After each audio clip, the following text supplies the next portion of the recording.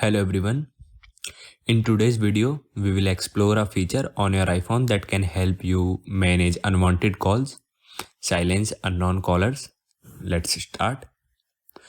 To get started, unlock your iPhone and open Settings app. Now scroll down a bit and tap on Phone to access phone related settings. Here is Phone. Scroll down. Then you will find the option of silence unknown callers. Tap on it. Now toggle the switch next to the silence unknown callers to turn on this feature. Once activated, calls from numbers not in your contacts, recent outgoing calls, or Siri suggestions will be silenced and sent directly to voicemail. It is important to note that calls from people in your contact and Siri suggestion will still come through, ensuring you don't miss important calls.